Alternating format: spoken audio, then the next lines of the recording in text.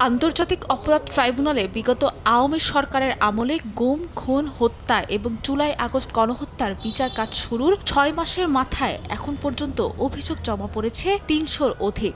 মামলা হয়েছে ১৮টি। তবে এখন পর্যন্ত কোনো মামলায় উল্লেখযোগ্য অগ্রগতি দেখাতে পারেননি তদন্ত সংস্থা। বুধবার জুলাই গণহত্যার বিচার কাজের অগ্রগতি সাংবাদিকদের সামনে তুলে ধরেন আইন উপদেষ্টা আসিফ নজরুল।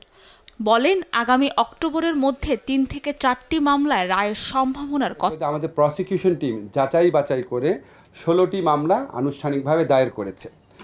এই ১৬টি মামলার মধ্যে ৪টি মামলার তদন্ত কাজ এই মাসের মধ্যে শেষ হবে বলে আমরা আশা করি। এ নিয়ে বুধবার প্রতিক্রিয়া জানায় ট্রাইব্যুনাল। এদিন ট্রাইব্যুনালে গুমের দায়ের করা মামলার শুনানির এক পর্যায়ে তদন্ত শেষ হওয়ার আগে ট্রাইব্যুনালের মামলার রায় নিয়ে আইন উপদেষ্টা আসিফ নজরুলের বক্তব্যের বিষয়ে অসন্তোষ প্রকাশ করেন ট্রাইব্যুনাল। সেই সঙ্গে ভবিষ্যতে মামলার তদন্ত শেষ হওয়ার আগে রায় নিয়ে আগাম মন্তব্য করলে ব্যবস্থা নেওয়ার কথাও জানায় আদালত। আদালতকে অবশ্যই সবকিছুর থেকে নিউট্রালিটি বজায় রাখবেন এবং তারা সেটাই করার চেষ্টা করেছেন, যে তারা উপদেষ্টা হলেও তাকে ছাড় দেন। ট্রাইব্যুনাল কোনো কিছু দিয়ে প্রভাবিত হবে না, না সরকার থেকে, না ডিফেন্স সাইড থেকে, না আসামি পক্ষ থেকে। সুতরাং ট্রাইব্যুনাল নিরপেক্ষভাবে দায়িত্ব পালন করবেন। ট্রাইব্যুনাল যখন মনে করবেন যে কেউ তার নির্দিষ্ট সীমার বাইরে কথা বলছেন বা কাজ করছেন, তাকে যথাযথ উপযুক্ত ব্যবস্থা তিনি গ্রহণ করবেন।